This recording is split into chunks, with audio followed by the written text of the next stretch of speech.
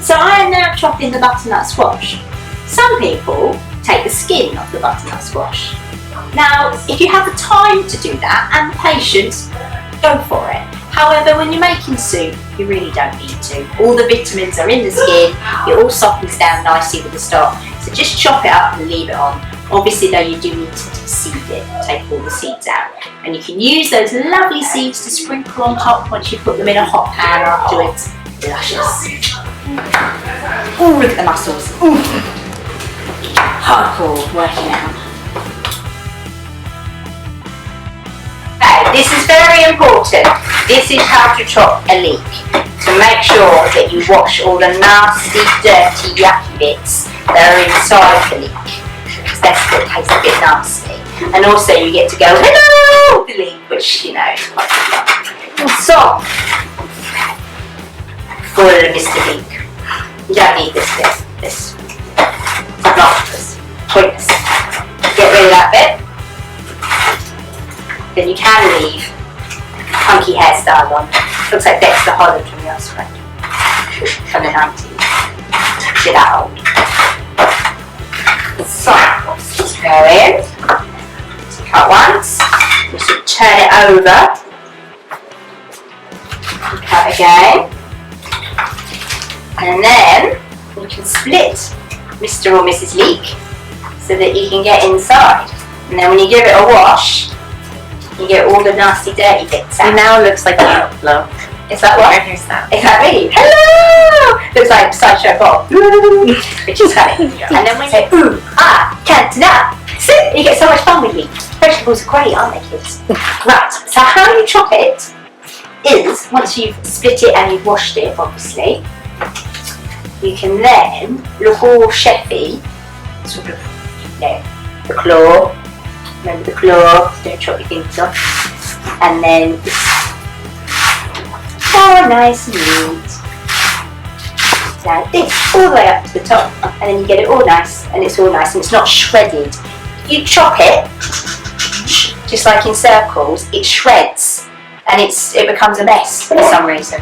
So just as a little tip, just do it like that. Let's see if I can do this.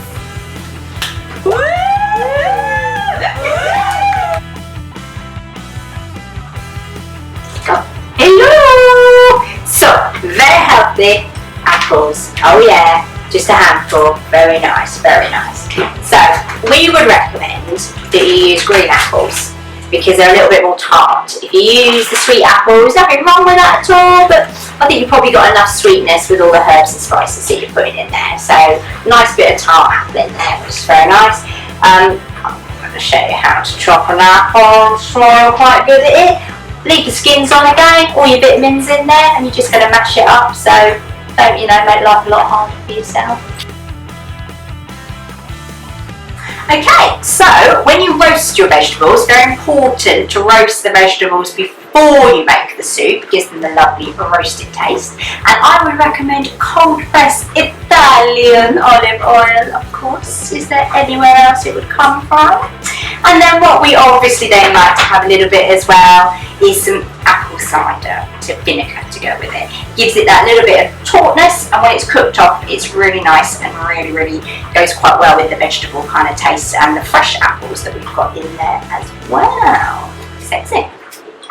Okay, so drizzle, the Italian cold pressed olive oil. Yummy. A lot of drizzle. Yeah. And then we've got a little bit of apple cider as well. Again, drizzly. And then we like to have some lemon. You have to zest the lemon. For those that don't know what zest means, it means grate it. You know, that's one of those things. We put all of that on. And a nice bit of lemon juice as well. When you say juice the lemon, it means squeeze it, basically. So there we go. So we put that on, and it's all nice and juicy now. So I pop that in an oven. If you're British, you'll know what I mean when I say gas smart 5. If you're not, probably everybody else, I think you're looking at about 190 to 200 on your oven. And depending on what type of oven you've got, the strength, if you chop it up like this, you're probably looking at about 25 to 30 minutes. But check it, because if it's incinerated, you're going to have less vegetables. If it's not cooked all the way through, then you're not going to get the nice roasted kind of flavour with the Italian. Okay, so I'm just adding in some ground up star anise to our roasted vegetable medley selection.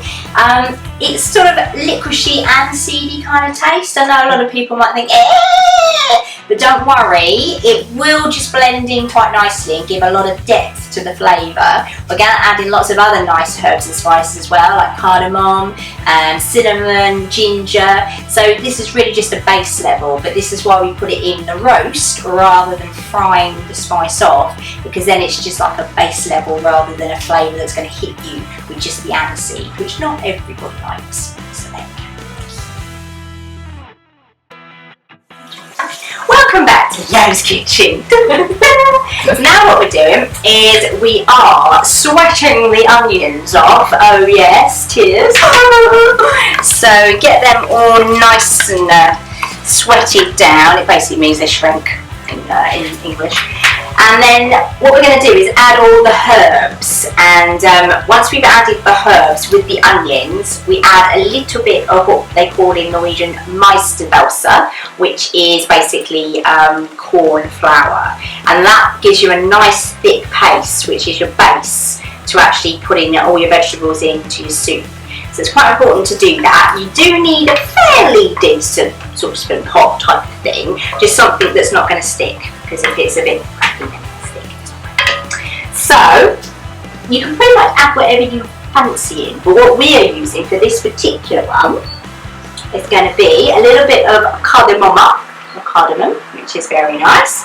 So generally, I'd say if you're making it for about 4 to 6 people, maybe sort of 1 to 1.5 teaspoons full, but it's as you like it. So just keep on adding a little bit at a time, and then you can always add a little bit more in if you need to.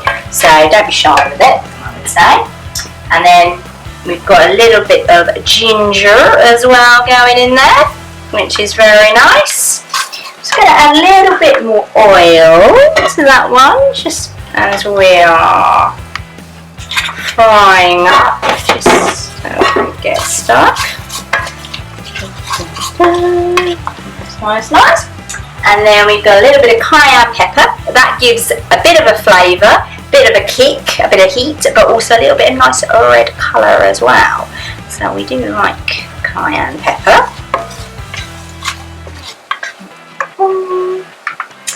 And then I'll put some cumin to get that nice earthy. You can use either ground cumin or you can use the cumin whole seeds. It really doesn't matter, because with soup you are obviously whizzing it up. And cinnamon, which is a very important, lovely deep spice, which we like. Some mustard seeds, which are little gems, and again give it a little bit of a kick, but they're spicy, but they're not really that hot. They're just kind of nice. Just again a little sort of earthiness, and then just a little bit of black pepper. And then I always salt it at the end, because you can never be sure where you are with salt. You either overdo it or you don't. So you just mix all that in.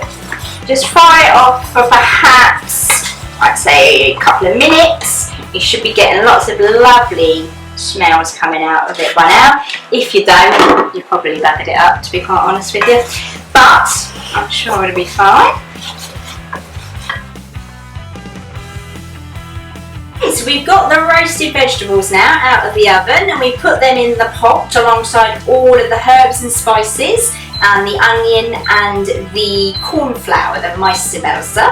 And what we've added in is some essentially vegetable stock, but it's called umami, which is apparently the 5th taste, apparently. It's got a bit of a mushroomy kind of taste, so I guess that's the best way of saying it. But it is quite a nice base, but you can use any old vegetable stock, it really doesn't matter. As long as, of course, it's gluten-free and vegan, which is what we are advertising here. Blah, blah, blah. So, what we do is we just cook it up a little bit and give it a stir around, make sure all the herbs and spices are all nice and distributed all over the vegetables. And as that's cooking down and the stock's reducing, you just sort of add a little bit by a little bit. So don't do it all in one go. No rush, cooking takes time, perfection.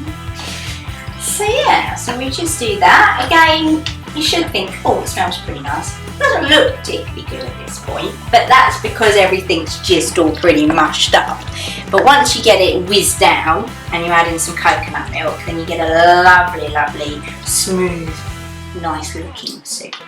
So we'll get back to you soon for the next step. Okay, so once you've got everything in the pot, the next step is to so obviously I won't talk over that because it's really not going to be very good. But keep it in the soup, otherwise you will be wearing the soup, which is not too good. So right down to the bottom. You want everything as mushed up as possible.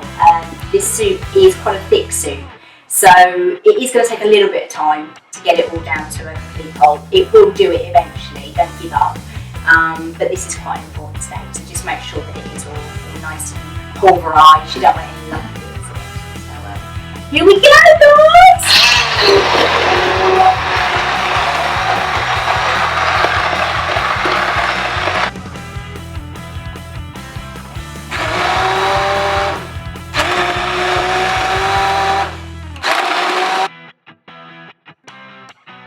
Okay, and so the final, the magic ingredient is some coconut milk.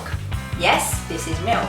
It will solidify, well, this is solidified, and it will obviously go down to the milk once you put it in with the heat. It's going to thicken it up again, so you might need to add just some more water to get the consistency you like.